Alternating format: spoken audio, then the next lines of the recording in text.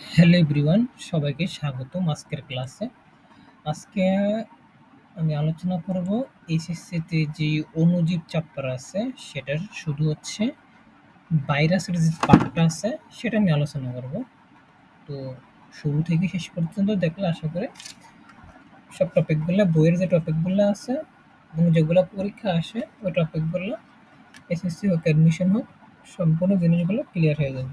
ঠিক আছে, তো আমি শুরু করি। প্রথমে এখানে দেখা যায় এটা হচ্ছে আমাদের ভুটানিতে ৪ নম্বর অধ্যায়, সেটা হচ্ছে অণুজীব বা মাইক্রো অর্গানিজম আর মাইক্রোব।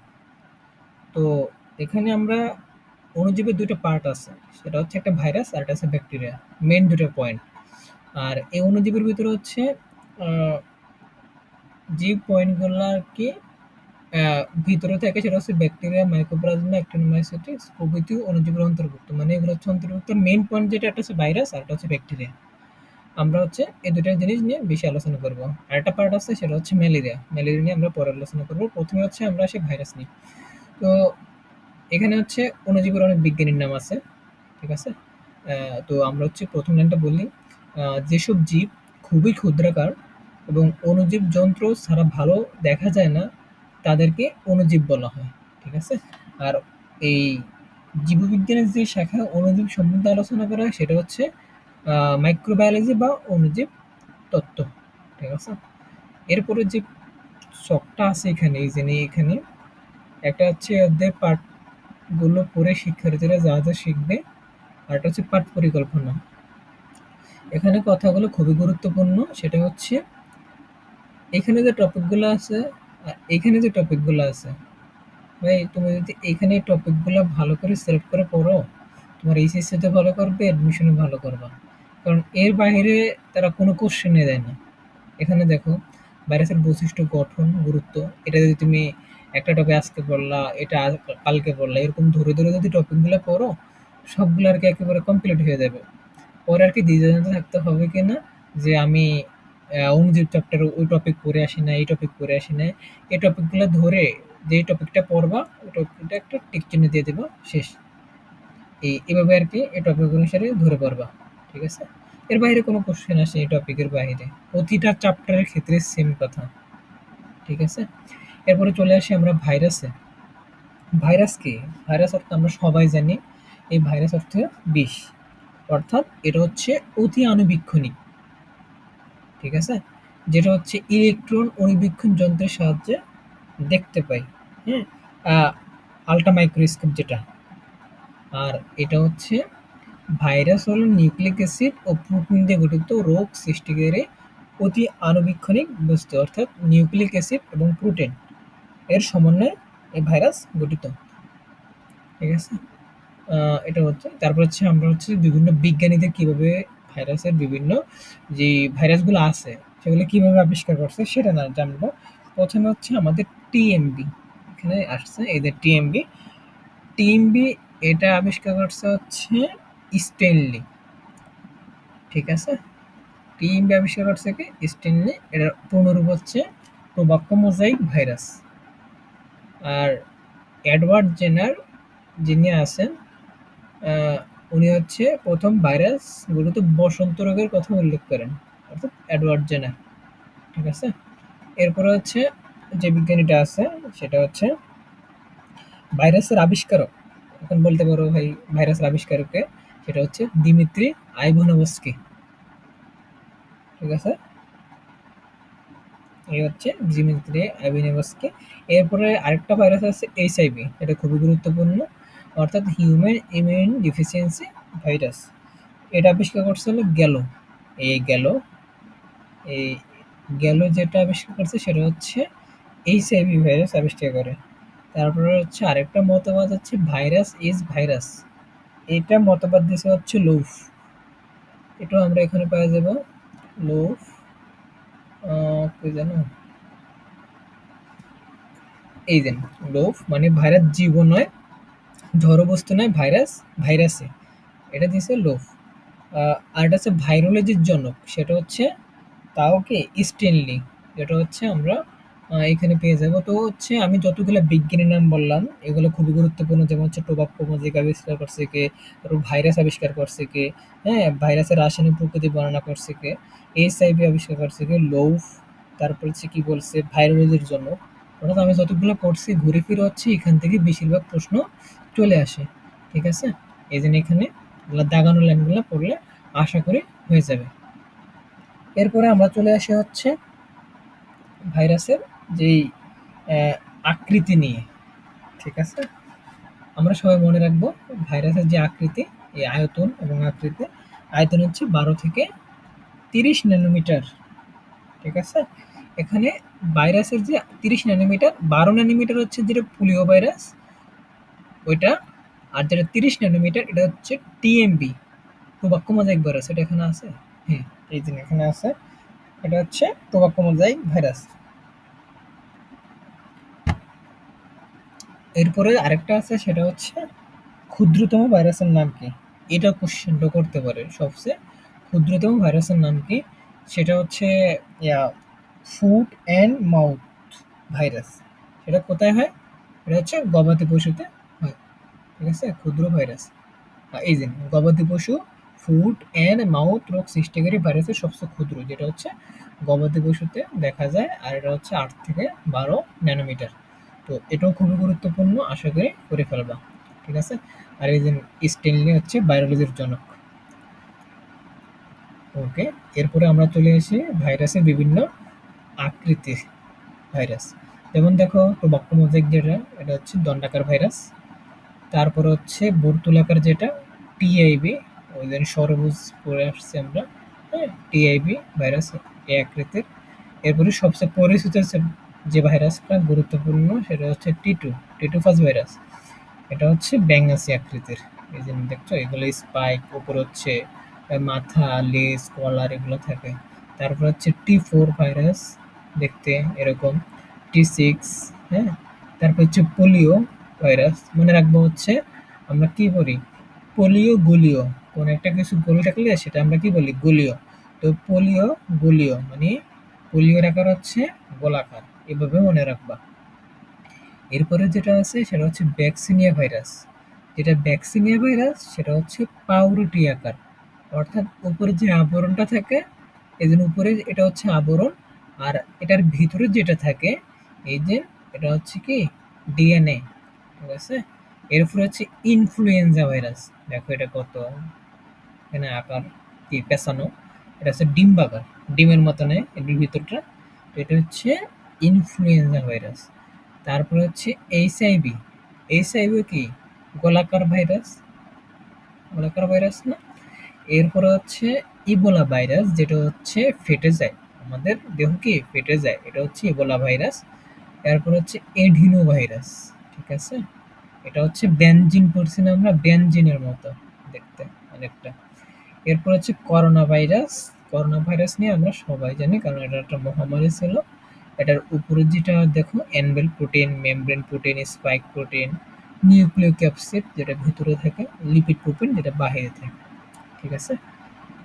এটা তো পড়ছি আমরা। ভাইরাসের প্রকৃতি বিজ্ঞানী লৌফ যে মতবাদ দিছে, ভাইরাস জীবন নয়, ঝড়ও নয়, এটা ভাইরাস একটা সেলে। বিজ্ঞানী সেলে যেটা বলছে সেটা হচ্ছে ভাইরাস রাসায়নিক অণু ও সজীব কোষের মধ্যবর্তী পর্যায়ের এক প্রকার বস্তু। অর্থাৎ ভাইরাসকে দুই ভাগে ভাগ করা, একটা হচ্ছে জড় রাসায়নিক বৈশিষ্ট্য, আর একটা কি জীবীয় বৈশিষ্ট্য।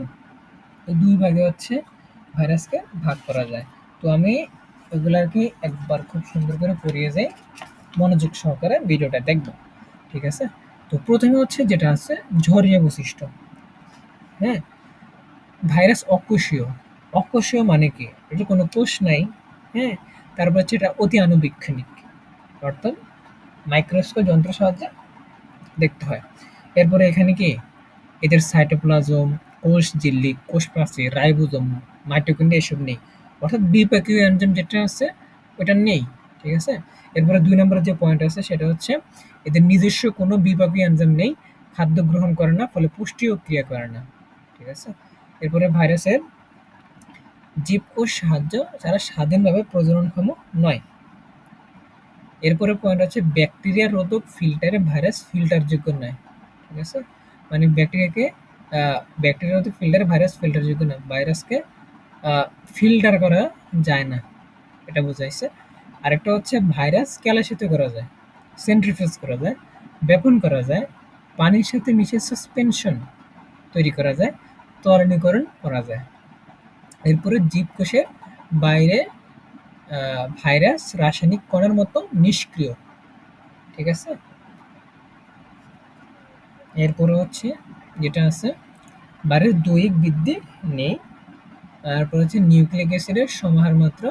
ভাইরাস অ্যাসিড, ক্ষার, লবণ, প্রতিরোধক্ষম অ্যান্টিবায়োটিক এদের দেহে কোনোরূপ প্রতিক্রিয়া সৃষ্টি করতে পারে না। অর্থাৎ এই জায়গা থেকে এখানে ভাইরাসের জড় বৈশিষ্ট্য, এটা তোমার এসএসসিতে আসবে, এটার তোমার এসএসসিতে আসবে, রিটেনে আসতে পারে, ভাইরাসের বৈশিষ্ট্যগুলো লিখো।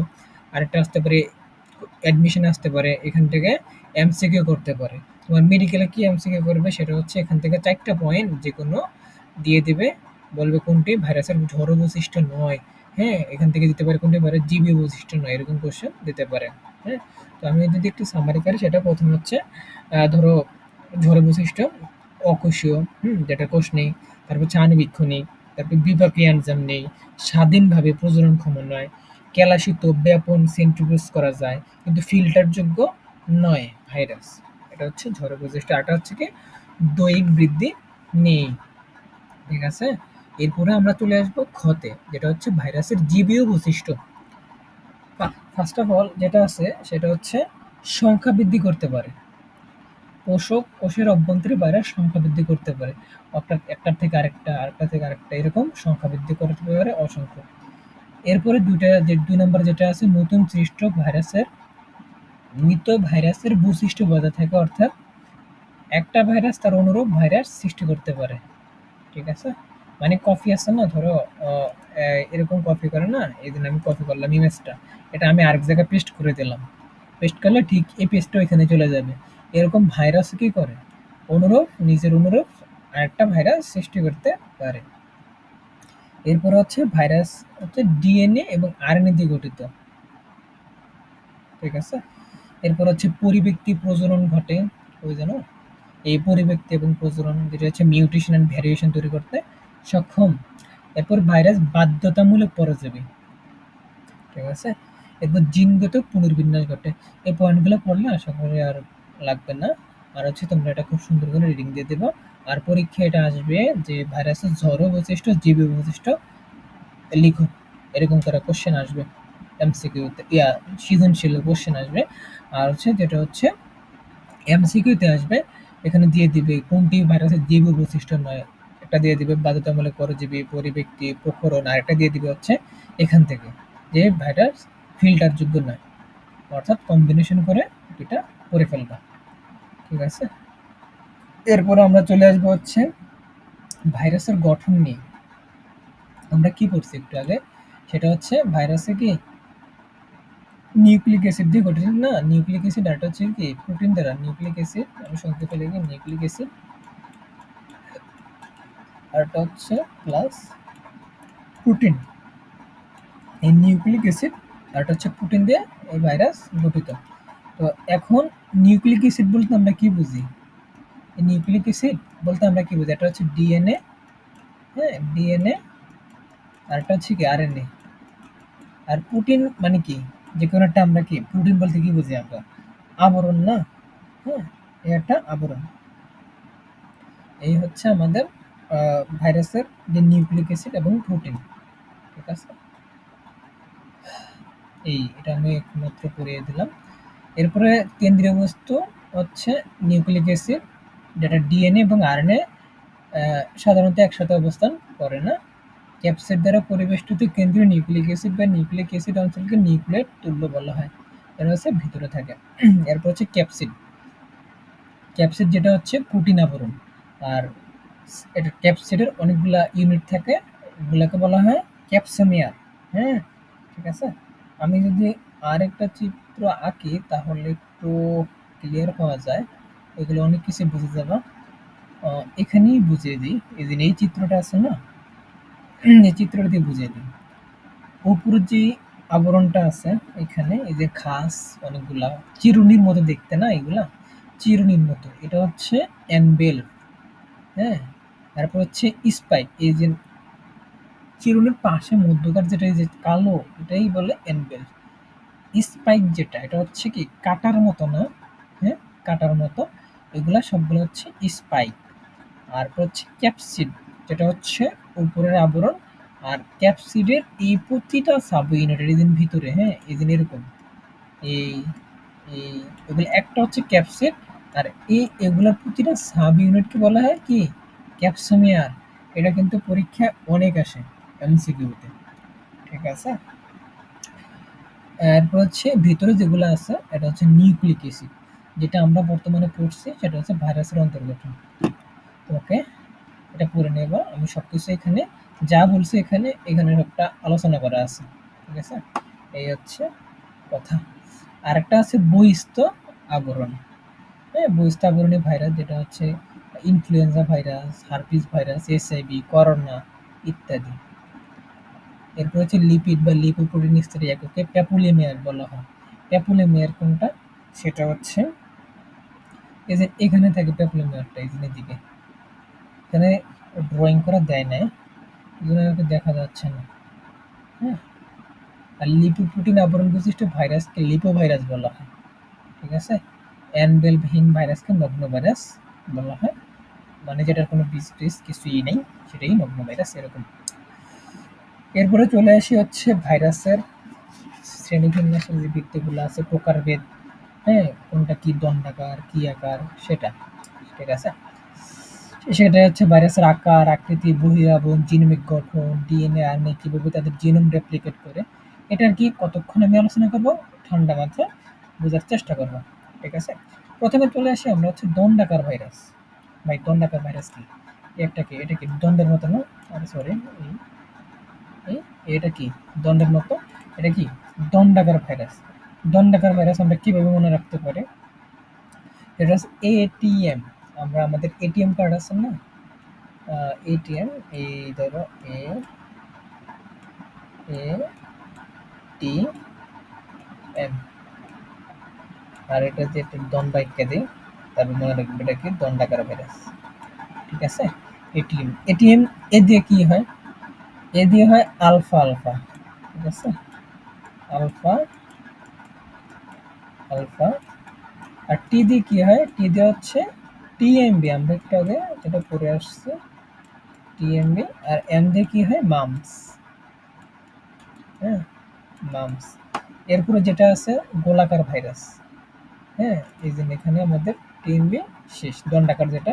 এরপর হচ্ছে গোলাকার ভাইরাস, তাও আমি এখানে বুঝে দিচ্ছি, তারপর এখানে পড়লেই হয়ে যাবে। গোলাকার মনে রাখবা, এই যে গোলাকার আছে না, গোলাকার,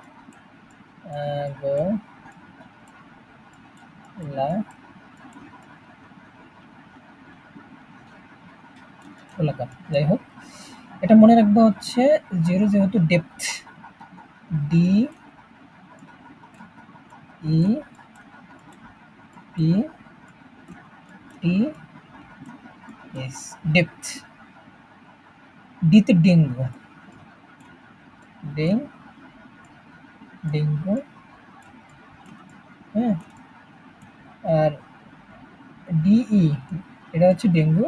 পি দিয়ে মনে রাখবো হচ্ছে পোলিও, আমরা একটু আগে পড়েছি কিন্তু। পোলিও মানে কি? গোলিও। এগুলো হচ্ছে গোলাকার ভাইরাস। এরপর হচ্ছে টি দিয়ে হচ্ছে টিআইবি। টিআইবির আকৃতি আমরা দেখছি টিআইবি। আর এস দিয়ে এইচআইভি, যেটা হচ্ছে মরণব্যাধি, এইচআইভি। তো আমাদের হচ্ছে দণ্ডাকার গোলাকার দুইটা ভাইরাস আমাদের চলে গেল। এরপরে যে ভাইরাসটা আছে সেটা হচ্ছে ঘনক্ষেত্রাকার। হ্যাঁ, ঘনক্ষেত্রাকার, ঘনক্ষেত্রাকার, ওকে। এটা মনে রাখবো হচ্ছে হাবা দিয়ে, হাবা, হা, হা দিয়ে মনে রাখবো হারপিস, ইংরেজি লিখে দিন, হারপিস। আর বড় ভ দিয়ে মনে রাখবো হচ্ছে ভ্যাকসিনিয়া। ভ্যাকসিনিয়া আমরা একটু আগে দেখছি।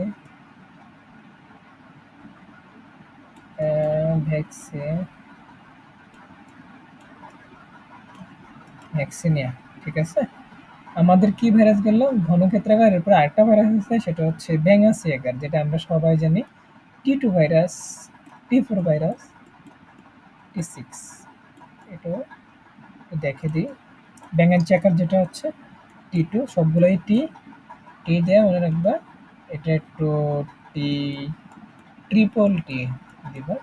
এটা টি দিবা 2, 4, 6, অর্থাৎ এটা এটা 2 গুণ, ঠিক আছে। এই হচ্ছে টি2। আরেকটা ভাইরাস আছে, সেটা হচ্ছে ডিম্বাকার ভাইরাস, ঠিক আছে। ডিম্বাকার ভাইরাস, এই হলো ডিম্বাকার, এই ডিম্বাকার। ডিম্বাকার এটা মনে রাখবো হচ্ছে ইন্ডিয়া, আমাদের পাশের দেশ কি ইন্ডিয়া না, এই ইন্ডিয়া দেয়া। হ্যাঁ, এখানে ডিয়া, ডিয়া দেয়া এই ডিম্বাকার। হ্যাঁ, আর দেয়া কি মনে রাখবো জানো, ইনফ্লুয়েঞ্জা। আমি একটু সংক্ষেপে লিখে দিই, ইনফ্লুয়েঞ্জা, ডিম্বাকার ইনফ্লুয়েঞ্জা, ইন্ডিয়া ইনফ্লুয়েঞ্জা, আর ডিয়া দেয়া ডিম্বাকার। আর সর্বশেষ যেটা আছে সিলিন্ড্রিকার। সিলিন্ডার দেখতে গিয়ে এরকম সিলিন্ডার, এরকম না? হ্যাঁ, এগুলো সিলিন্ড্রিকার। এটা একটাই ভাইরাস, সেটা হচ্ছে ইবোলা।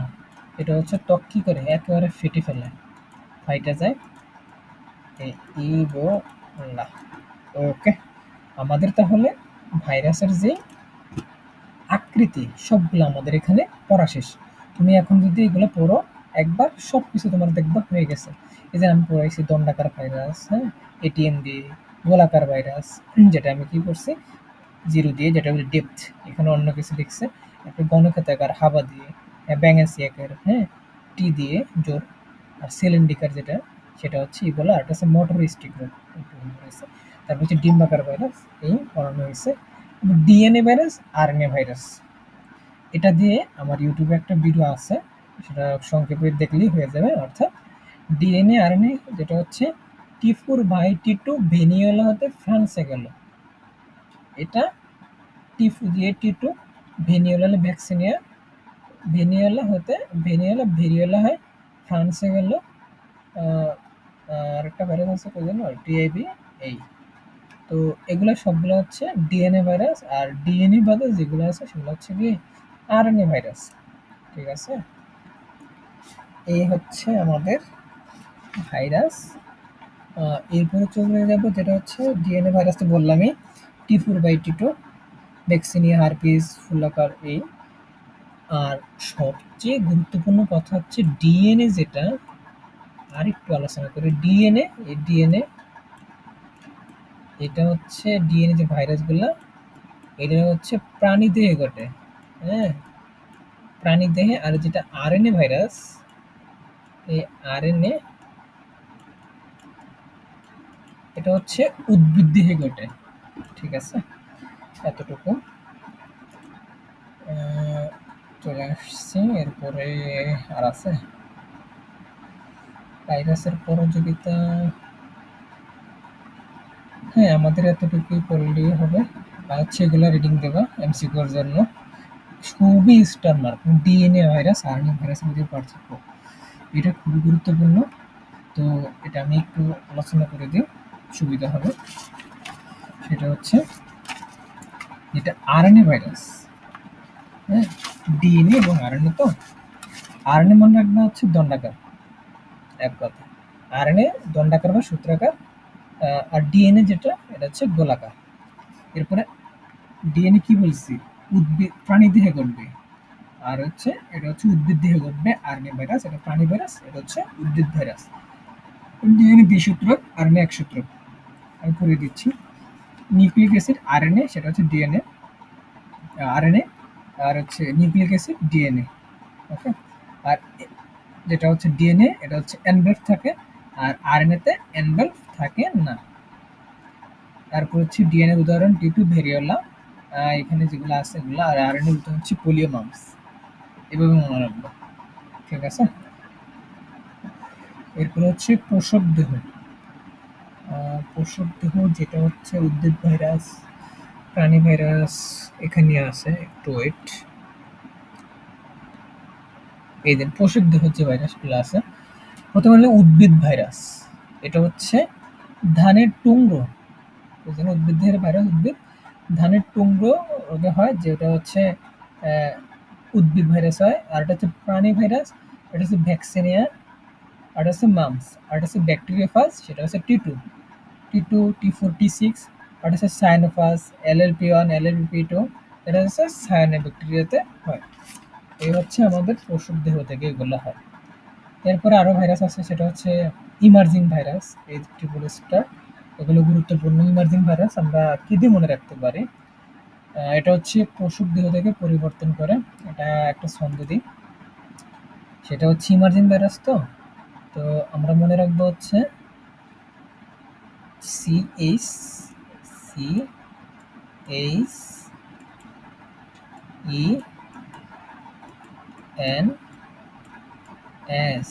ঠিক আছে। সিতে করোনা, লিখে দেবো, আচ্ছা লিখে দিই করোনা। আর এসতে HIV, তারপরে হচ্ছে ইদি ইবোলা, আর এনডি নীল, আর এসডি কি সার্স। ওকে, আমাদের হচ্ছে ইমার্জিং ভাইরাস শেষ। এরপরে আমরা চলে আসবো হচ্ছে খুবই গুরুত্বপূর্ণ, সেটা হচ্ছে এই যে এগুলো আমি পড়িয়ে দিছি।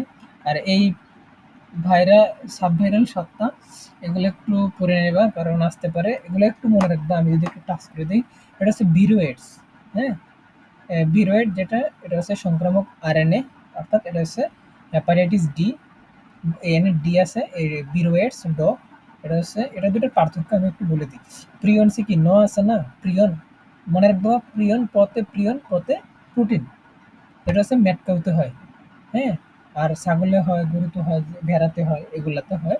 অর্থাৎ মেটকাউ যেটা হচ্ছে পাগল হয়ে যায়, প্রিয়নে যেটা হয় পাগল হয় বলতে, ধরো যে ভেড়া আছে, ভেড়ার যে উপরের যে পশম আছে না, আমরা বলি ওই পশমগুলো এমন রোগ হয়, যাতে ভেড়া হচ্ছে দেয়ালের সাথে ঘেঁষে একেবারে পশমগুলো উঠিয়ে ফেলে, উঠানোর পরে একেবারে পশমবিহীন হয়ে যায়। মানে একসময় হচ্ছে পশমবিহীন হলে ওটা আর কি মারা যায়। এটা হচ্ছে প্রিয়ন, গঠিত রোগ, খুবই মারাত্মক। আর যেটা হচ্ছে ভিরোয়েটস, এটা নারকেলে হয়, যেটা হচ্ছে ক্যাডাং ক্যাডাং রোগ হয়। এই হচ্ছে নারকেল, এটা খুবই গুরুত্বপূর্ণ যদি বলে নারকেলে কোন রোগ তৈরি করে, এটা হচ্ছে ভিরোয়েটে তৈরি করে, সেটা হচ্ছে কি ক্যাডাং ক্যাডাং। আর এটা হচ্ছে হেপাটাইটিস ডিতে হয়, এটা হচ্ছে আরএনএ ভাইরাস, এতটুকু। আর এটা হচ্ছে মনে রাখবা, যেটা বললাম মেটকেও একটু আগে। এই এরপর হচ্ছে এই তিনটার ভিতরে পার্থক্য, ভিরিয়ন, ভিরোয়েটস, প্রিয়ন, এই তিনটা। অর্থাৎ ভিরিয়ন যেটা আরএনএ অথবা ডিএনএ থাকে, ভিরোয়েটসে আরএনএ ডিএনএ থাকে না, আর প্রিয়নসে নিউক্লিক অ্যাসিড থাকে না। এরপরে এটা বললাম, এতে প্রোটিন, ভিরিয়নে প্রোটিন থাকে, এতে প্রোটিন থাকে, আর ভিরোয়েটসে প্রোটিন থাকে না, আর প্রিয়নসে শুধু প্রোটিন থাকে। যেহেতু এটা প্রিয়ন বললাম একটু আগে, শুধু প্রিয়নস মানে কি পথে প্রিয়ন পথে প্রোটিন।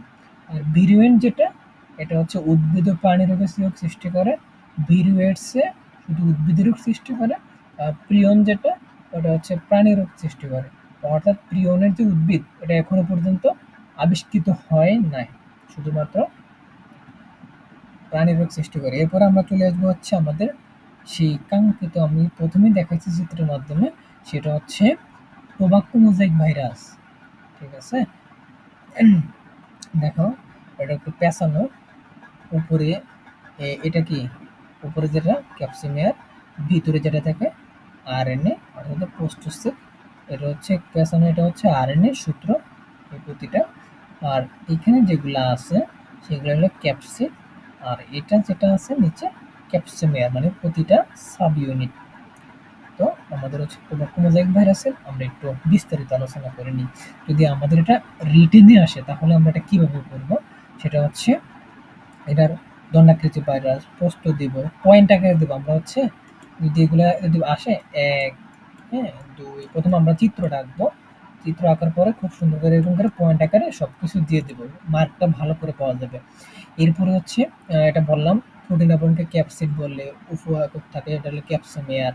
টিএমবিতে ২১০০ থেকে ২২০০টি ক্যাপসিমিয়ার থাকে। এগুলো এমসিকিউতে আসতে পারে, তাই ঝাঁক এগুলো বুঝে মুখস্থ করে ফেলবা। প্রতিটা ক্যাপসিমিয়ারে ১৫৮টি অ্যামিনো অ্যাসিড থাকে, ঠিক আছে? এবং অভ্যন্তরে যেটা আরএনএ থাকে ১১৭ কেজি আরএনএটা। ওজন হিসেবে শতকরা প্রায় ৯৫ এই প্রোটিন থাকে। ওকে, এরপরে আমরা চলে আসবো গুরুত্বপূর্ণ টপিক হিসেবে ভিরুয়েট তো বললামই। ভিরুয়েট যেটা বললাম, ভিরুয়েনে বললাম। আর কি আছে? টিটু ভাইরাস এই চলে আসছে আমাদের। টিটু ভাইরাস সবচেয়ে গুরুত্বপূর্ণ ভাইরাসটা এমসিকিউ আছে, রিটেন সব কিছুতে আসে। উপরে দেখো এই টিটু ভাইরাস আছে না, এই যে উপরে যেটা মাথা, এটার ভিতরে থাকে ডিএনএ দ্বিসূত্র, আর এখানে থাকে হচ্ছে কলার। এই যে কলার, আমাদের শার্টের কলার আছে না, ওই কলারের মধ্যে এটা থাকে। আর এখান থেকে এই পর্যন্ত এটা যে লেজ, লেজটা সম্পূর্ণটা হচ্ছে প্রোটিন দণ্ড। আর এখান থেকে এখানে এটা হচ্ছে প্রোটিন আবরণ, আর এটা পুরোটা হচ্ছে ক্যাপসিড এই। আর নিচে হচ্ছে যেটা আছে, সরি, এই যে এগুলোটা কি কাটার মতন দেখা যাইতেছে না, এটা হচ্ছে কি স্পর্শক তন্তু। আর যেটা হচ্ছে বৃত্তাকার, এখানে এই যে বৃত্তের মতো, আর এখানে যে এটা হচ্ছে কি বেস প্লেট, আর এখানে তাও সূচের মতো দেখা যায়, এগুলো হচ্ছে কি স্পাইক। এই স্পাইকগুলো ৬টা থাকে, এটা ফিক্সড, ঠিক আছে?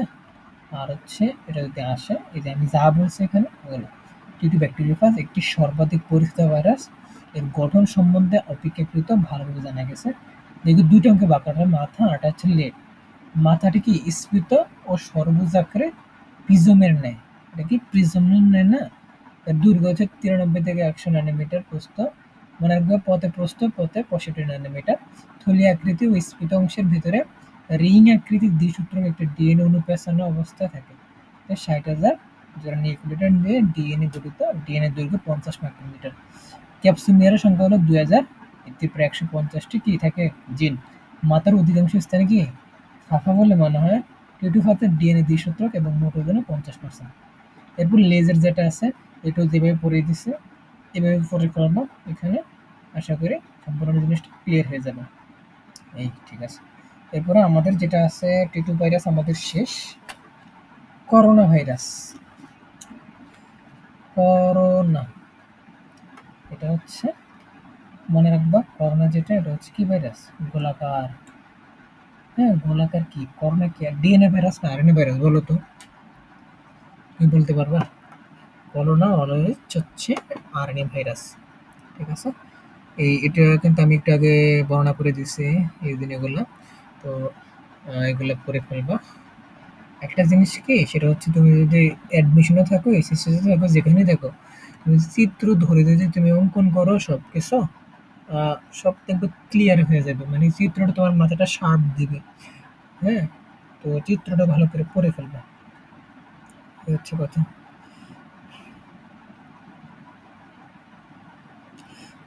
এরপরে কি আছে? লাইটিক চক্র আছে মনে হয়।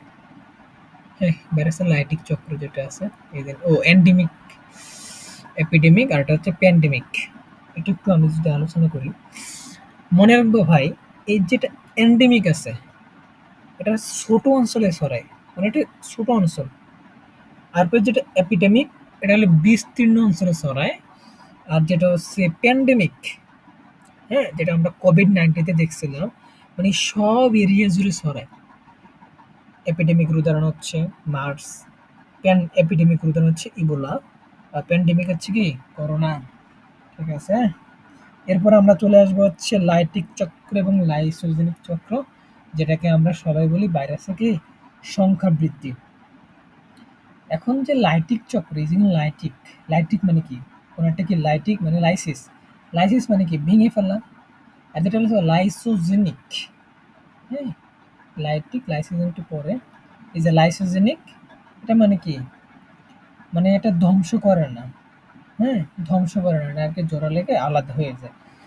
আর যেটা হচ্ছে লাইটিক চক্র, ওটা আমরা জানি T2, T4, T6। ওকে, এই যে এখানে আমরা খুব সুন্দর করে এখন এটা বুঝবো লাইটিক চক্র মানে কি।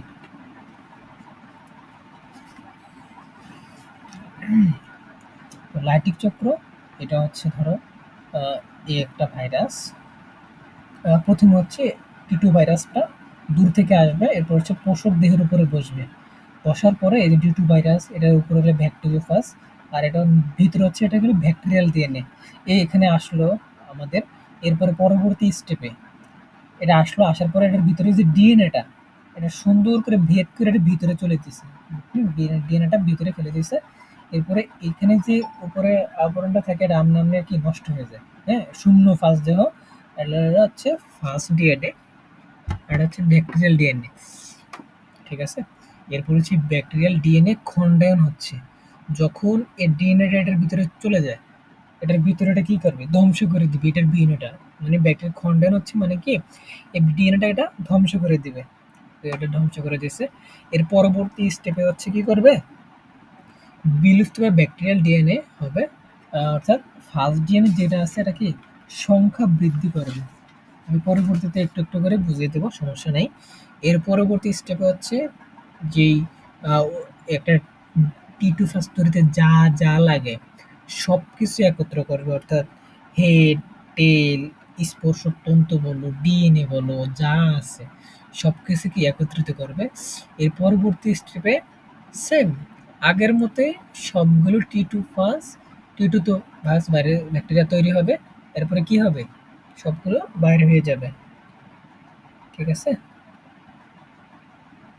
এ হচ্ছে টি2 ফাজের লাইটিক চক্র। এটা তোমার লিখে রাখো, রিটেনে 100% আসে। হ্যাঁ, 100% বলতে 100% টি2, আর হচ্ছে টি2 ফাজ। যদি আমি সংক্ষেপে একটু বলি, সেটা হচ্ছে ধরো সংযুক্ত হয়, প্রথমে অ্যাটাচমেন্ট হয়। হ্যাঁ, একটু শোনো। তারপর হচ্ছে কি করে, ডিএনএটা প্রবেশ করে দেয় ভিতরে, ডিএনএ প্রবেশ করানোর পর কি করে, ওটার ভিতরে যে ডিএনএটা থাকে ওটাকে নষ্ট করে দেয়। হ্যাঁ, ধ্বংস করে দেয়। এরপরে কি হয়, রেপ্লিকেশন হয়। রেপ্লিকেশন হওয়ার পর কি ভাইরাস ডিএনএর সংখ্যা বৃদ্ধি করে। ঠিক আছে, পলিমারেজ এর মাধ্যমে, এনজাইমের মাধ্যমে। এরপরে কি করে, ভাইরাস প্রোটিন তৈরি করে, যেটা হচ্ছে ব্যাকটেরিয়াল ডিএনএটা কি করে, ধ্বংস করে। বারবার রিপিট করতেছি আমি। এরপর হচ্ছে কি সবকিছু কি একত্রিত হয়, যেটা হচ্ছে ভাইরাসের ডিএনএ, প্রোটিন, হ্যাঁ, হেড, লেজ সব একত্রিত হয়। এরপরে কি হয়, বের হয়ে যায়, মানে রিলিজ হয়। আর সবচেয়ে গুরুত্বপূর্ণ একটা এমসিকিউ হচ্ছে, প্রতি 30 মিনিটে, হ্যাঁ, 300টি নতুন ভাইরাস তৈরি হবে এখানে। ঠিক আছে, এই যে আমি যা পড়াইছি এখানে, আমি যা বলছি সব কিছু এই যে এখানে ধাপ বাই ধাপ আলোচনা করা আছে। ঠিক আছে, এরপরে যেটা আছে লাইসোজেনিক না, এটাও সেম আগের মতো। প্রথমে হচ্ছে এখানে ভাইরাস ডিএনএ অনুপ্রবেশ, আরটা হচ্ছে ব্যাকটেরিয়া ডিএনএর মাধ্যমে ভাইরাল ডিএনএ যুক্ত থাকবে, মানে প্রোফাজ, মানে যুক্ত হওয়া। এখন এখানে ডিএনএ টিটোফাজ আসছে, হ্যাঁ, আসার পরে ডিএনএটা ছাড়ছে, এরপর ভিতরে আসছে, এরপর প্রোফাজ তৈরি হয়েছে।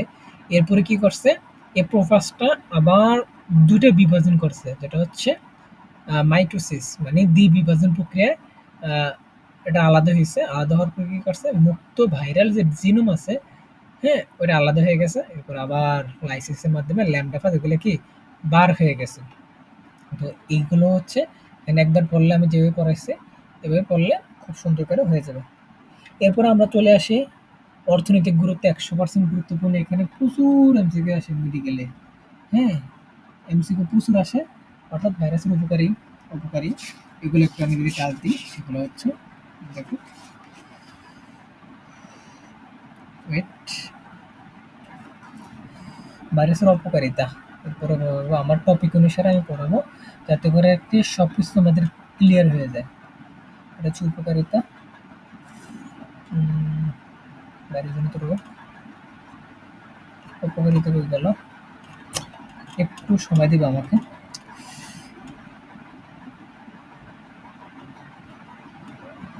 ভাইরাসের অপকারিতা তো এই যে ভাইরাসের অপকারিতা গুরুত্বপূর্ণ, এখান থেকে প্রশ্ন আসে, অর্থাৎ হচ্ছে উদ্ভিদ রোগ আক্রমণ করে, আর এটা হচ্ছে কি পানি রোগে আক্রমণ করে। এই যে উদ্ভিদ আর এটা হচ্ছে পানি, যেটা হচ্ছে ভাইরাসের উপকারিতা। প্রথমত এইডস, এইডস যেটা আছে কই যেন এখানে তো ছিল, আচ্ছা যাই হোক, এইডস যেটা আছে আমরা সবাই জানি, সেটা হচ্ছে এইচআইভি ভাইরাস। এইচআইভি ভাইরাস কি করে, টি লিম্ফোসাইটকে ধ্বংস করে দেয়। ওকে, এরপরে যেটা আছে ইবোলা। এই যে ইবোলা, এটা হচ্ছে কি হয়, কঙ্গো নদীতে দেখা যায়। ইবোলা এটা হচ্ছে কোষ ফেটে যায় একেবারে। এই যে কঙ্গো ইবোলা নদীর তীরে প্রথমে এক কৃষক মারা যায় এই ইবোলা ভাইরাসের দেহের যে কোষ আছে এটা কি ফেটে যায়। ঠিক আছে, এরপরে চলে আসে জিকা ভাইরাস। জিকা ভাইরাস এগুলো হচ্ছে মাইক্রোসেফালি। হুম,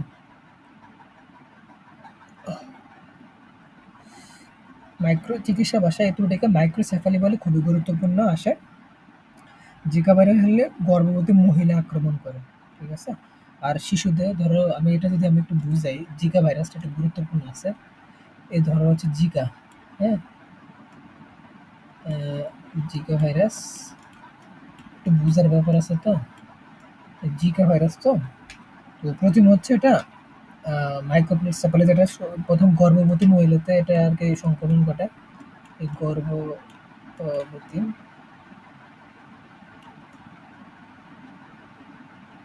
গর্ভবতী মহিলা এরপরে কি করে, শিশুদের প্রবেশ করে। ঠিক আছে, এরপরে সে গর্ভবতী মহিলা থেকে হচ্ছে শিশু দেহে যায়, শিশু দেহে যায়। এরপরে কি করে, এবারে যে বাবুটা থাকে এটা কি মস্তিষ্কে এটা সরাসরি গিয়ে অ্যাটাক করে। হুম, মাথা মাথা, যেটা হচ্ছে আমরা ওকে বলে মাইক্রোসেফালি। ঠিক আছে, এই হচ্ছে আমাদের জিকা ভাইরাস, খুবই আক্রমণাত্মক আল্লাহ জিকা ভাইরাসটা। এরপরে আমরা চলে আসবো, সেটা হচ্ছে করোনা ভাইরাস, সবচেয়ে গুরুত্বপূর্ণ ভাইরাস করোনা। তুমি কিন্তু যাও না, কই করোনা, করোনা ভাইরাস যেটা হচ্ছে নিউমোনিয়া, তো নিউমোনিয়ার মতো দেখতেছে নাকি,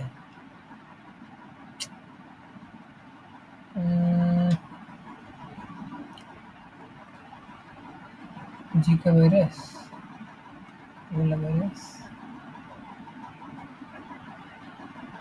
আচ্ছা যাই হোক, করোনা ভাইরাস যেটা হচ্ছে মনে রাখবা, সেটা হচ্ছে নিউমোনিয়ার মতো লক্ষণ হবে, জ্বর, মাথা ব্যথা, শ্বাসকষ্ট, ডায়রিয়া, এগুলা। আর শনাক্ত করবো হচ্ছে আরটিস পিসিআর টেস্ট, অর্থাৎ রিভার্স ট্রান্সক্রিপ্ট টেস্ট, এগুলা এই আর কি। আর চিকিৎসা হলো প্লাজমা ট্রানজেকশন। এই তারপর হচ্ছে রোগ সৃষ্টিকারী যে ভাইরাসগুলো আছে, বার্ড ফ্লু, সোয়াইন ফ্লু, এই সোয়াইন এন ওয়ান, এই যে এখানে আমরা পেয়ে যাবো এখন, এই যে বার্ড ফ্লু, রোগ সৃষ্টিকারী ভাইরাসগুলো, এগুলো খুবই গুরুত্বপূর্ণ।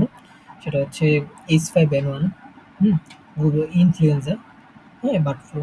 এরপর হচ্ছে সোয়াইন ফ্লু, যেটাকে আমরা বলি H1N1, গুরুত্বপূর্ণ, যেটা হচ্ছে শ্বাসতন্ত্রে রোগ সৃষ্টি করে।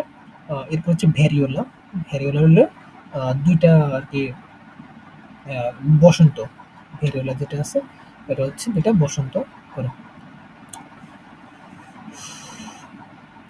এরপরে যেটা আছে র্যাবিস, র্যাবিসটা কই, এই র্যাবিস ভাইরাস, সেটা হচ্ছে জলাতঙ্ক রোগ, এই হচ্ছে জলাতঙ্ক র্যাবিস। হচ্ছে ভ্যারিসিলাস জুস্টার, জুস্টার এটা হচ্ছে জলবসন্ত, এই ভ্যারিসিলাস জুস্টার ভাইরাস জলবসন্ত, মানুষ পশু পাখিতে দেখা যায়। এবার হচ্ছে রিনো ভাইরাস, এই রিনো ভাইরাস সেটা হচ্ছে সর্দি কাশিতে দেখা যায়। এরপর হচ্ছে রুবিওলা, এটা হচ্ছে হাম। এবার হচ্ছে প্যাপিলোমা, যেটা হচ্ছে প্যাপিলোমা ভাইরাস, সেটা কি জানো, সেটা হচ্ছে ইয়া করে, কি করে জানো, ওই জরায়ুর ক্যান্সার করে, এটা হচ্ছে প্যাপিলোমা ভাইরাস। আর হারপিস সিমপ্লেক্স আর একটা আছে ক্যাপোসিস সার্কোমা। এই এরপর হচ্ছে ভাইরাসের হেপাটাইটিস যে জিনিসটা আছে, এটা আমি সেটা জন্য আলোচনা করি, যে ভাইরাসের হেপাটাইটিস, অর্থাৎ আমি যেগুলো বলছি এতগুলো পড়বা, হ্যাঁ, এগুলো আর কি বেশি আসে, যেগুলো আমি এখানে যতবার বলছি এই প্রশ্নগুলোই বেশিরভাগ ঘুরে ফিরে চলে আসে। ঠিক আছে, এরপর ভাইরাসের যে হেপাটাইটিস, বুঝলেন? এই এটা আমি একটু নিজের মুখে বলে দিই। সেটা হচ্ছে যকৃতে, হেপাটাইটিস কি আমরা বুঝি যকৃৎ। এটা হচ্ছে যকৃতের সংক্রমণ ও প্রদাহ ঘটায়। এটা হেপাটাইটিস আছে, এটা A B C D E হয়। ঠিক আছে? এই A B C D E হয়, hepatitis A B C D E হয়। এখানে আমি যদি বলি, সেটা হচ্ছে প্রথম মনে রাখবা, যেটা বি, এটা শুধুমাত্র ডিএনএ। আর বাকি যে ৪ টা আছে, সেই ৪ টা হচ্ছে কি আরএনএ।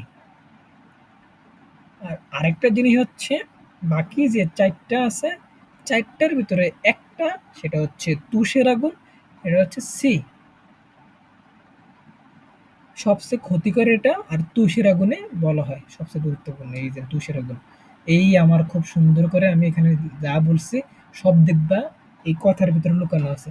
আর সবচেয়ে গুরুত্বপূর্ণ এখানে আছে লক্ষণ।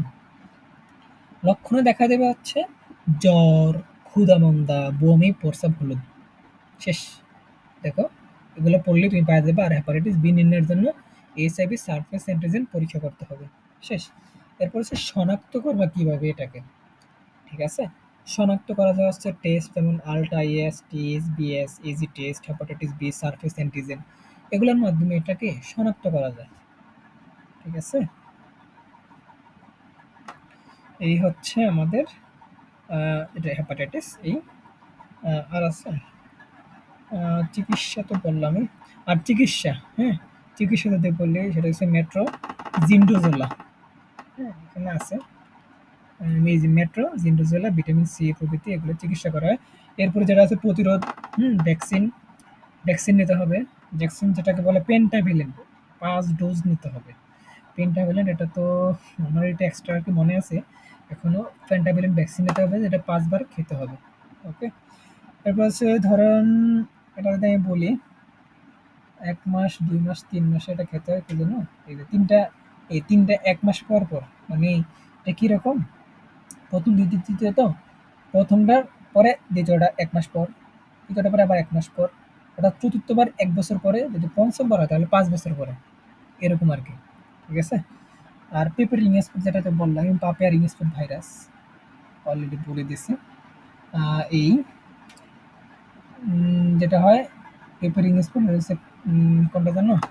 এই যে জাব পোকা, সাদামাছি ছড়ায় এই। আর যেটা রিং স্পট ভাইরাস হয় সেটা হচ্ছে ইয়া করে, কি করে, এই যে পেপার রিং স্পট ভাইরাস, এটা হচ্ছে আহ, পাতার গোল দাগ, তারপর হচ্ছে পাতার ঝড় পড়ে, পেপার রিং স্পট দেখা যায়, ক্লোরোপ্লাস্ট নষ্ট হয়। আর এটার প্রতিকার হচ্ছে জাল দিয়ে ঢেকে দিতে হবে, পারমেকটিন কীটনাশক দিতে হবে। এই যে এখানে আমি যা যা বলছি, এখানে এই papaya ring spot virus mosaic, এই জন্য এখানে যা যা বলছে সেগুলাই এখানে আছে। এরপরে আমাদের যেটা আছে ডেঙ্গু ভাইরাস। হ্যাঁ, ডেঙ্গু ভাইরাস লাস্ট। এরপর মনে হয় আর নাই। আর থাকলেও এগুলো তেমন একটা গুরুত্বপূর্ণ নয়। আমাদের ভাইরাস শেষ হয়ে যাবে, সর্বশেষ যেটা আছে ডেঙ্গু ভাইরাস। আপনারা হচ্ছে যদি প্রথম হন, তাহলে একবার পড়লে মোটামুটি একটা আইডিয়া চলে আসবে। এ হচ্ছে ডেঙ্গু ভাইরাস, সবচেয়ে গুরুত্বপূর্ণ। ভাই মনে রাখবেন, ডেঙ্গু ভাইরাস এটাকে ফ্লাভি ভাইরাস বলা হয়। হুম? অ্যাডিস অ্যাজিপ্টি, এটা হচ্ছে স্ত্রী মশা। স্ত্রী মশার দ্বারা এটা আর কি ছড়ায়। হ্যাঁ? এই যে নামক মশকি স্ত্রী মশার মাধ্যমে এটা ছড়ায়। আরেকটা কথা হচ্ছে, এই জ্বর হয় ১০৩ থেকে ৫ ডিগ্রি। এই যে এখানে আছে জ্বর। এরপর ব্যথা হয়। ব্যথা কোথায় হয়? সেটা হচ্ছে মেরুদণ্ডে ব্যথা হয়। ঠিক আছে? আর এটা কিভাবে শনাক্ত করবেন? এটা হচ্ছে NH1 অ্যান্টিজেন টেস্ট ৩ থেকে ৫ দিনের মধ্যে। আর অনুচক্রিয়া যেটা আছে 1.5 এর, মানে ১.৫ লাখের, ওটা যে এটা কি কমে যায়। ঠিক আছে? আর ডেঙ্গু যেভাবে এটা আর কি ইয়া করে, মানুষকে মৃত্যুর দিকে ঠেলে দেয়, প্রথমে হচ্ছে কি করে, এটা প্লাটিলেট কমে যায়। জ্বরটা হলে কি বলে, আমাদের রক্তে যে প্লাটিলেট আছে না, ওই যে অনুচক্রিকা, হ্যাঁ অনুচক্রিকাটা প্লাটিলেটটা কমে যায়। এই প্লাটিলেট কমে যাওয়ার ফলে কি হয় জানেন? রক্তটা জমাট বাড়তে পারে না। আমি একটু আমার নিজের ভাষায় বলি, এই রক্ত যখন জমাট বাড়তে না পারে, তখন আর কি রক্তক্ষরণ হয়। এরপরে সারা দেহে অক্সিজেনের পরিমাণ কমে যায়। কি হবে? যদি সারা দেহে অক্সিজেনের পরিমাণ কমে যায়, আর কি একটা শক খাবে, শক খাওয়ার পর কি হবে, মানুষ কি মৃত্যুর মুখে ঢলে পড়বে। আর এই ডেঙ্গুর চিকিৎসা, এই যে এখানে আমি যা যা বলছি সবকিছু এখানে এই লক্ষণের ভিতরে। ডেঙ্গু জ্বর হবে, হ্যাঁ, কোমরে ব্যথা হবে, হেমোথিক ডেঙ্গু হবে, ডেঙ্গু শক সিনড্রোম, ঠিক আছে। আর এটা চিকিৎসা করবেন কিভাবে? চিকিৎসা প্রথম হচ্ছে জ্বর ব্যথা, এটা হচ্ছে প্যারাসিটামল, রাইট। আর এখানে অ্যাসপিরিন জাতীয় কিছু দিব না, হ্যাঁ, অ্যাসপিরিন দিব না। এরপর প্লাটিলেট বাধা দেবো। তারপর রক্তকরণ বৃদ্ধি পেলে স্যালাইন বা ডাবের পানি, স্যালাইন এগুলা খেতে হবে প্রচুর পরিমাণে, ঠিক আছে। এই হচ্ছে আমাদের পুরো ভাইরাসের যেই এ টু জেড আলোচনা। আমি একটু মোটামুটি যেগুলো গুরুত্বপূর্ণ ওইগুলো সম্পূর্ণ আমি আলোচনা করে দিচ্ছি, যেগুলো এইচএসসিতে অ্যাডমিশনে খুব বেশি আসে পরীক্ষায়, এগুলো আমি এখানে আলোচনা করে দিচ্ছি। তো আপনারা হচ্ছে প্রথমে যদি নিয়েও একবার প্রথমবার পড়েন, তাহলে হচ্ছে একবার পড়লে প্রথম থেকে শেষ পর্যন্ত ভাইরাসের, তাহলে ফুল কনসেপ্টটা মাথার ভিতরে গেঁথে যাবে। আর আমি যেগুলো পড়ছি, আর প্রথমে আমি একটা কথা বলে গেছি, সেটা হচ্ছে একেবারে প্রথমে যে সূচনা এই পার্টগুলো আছে, পার্ট পরিকল্পনা, অধ্যায়গুলো শেষে কি কি শিখতে পারবি, এগুলা যদি ভালো করে পড়েন আর কিছু লাগবে না টপিক অনুযায়ী। এই ভাইরাসের ক্ষেত্রে এসএসসিতে আমাদের অণুজীব অধ্যায়টা বেশি প্যারা দেয়, কারণ অধ্যায়টা অনেক বড়। ভাইরাস, ব্যাকটেরিয়া, ম্যালেরিয়া, প্রথমে হচ্ছে আমি ভাইরাসটা কমপ্লিট করছি, এরপরের পার্টে হচ্ছে আমি ব্যাকটেরিয়া কমপ্লিট করব, এরপর হচ্ছে ম্যালেরিয়া। তো প্রথম থেকে শেষ পর্যন্ত যদি এই ভিডিওটা দেখেন, আশা করি স্কিপ না করে সম্পূর্ণ জিনিসটা ক্লিয়ার থাকবেন। এই হচ্ছে কথা। আর হচ্ছে এরকম আরও ভিডিও চান কিনা আমাকে বলবেন, আমি নেক্সট ভিডিওতে দেখা হবে ইনশাআল্লাহ ব্যাকটেরিয়াতে। সবাইকে ধন্যবাদ।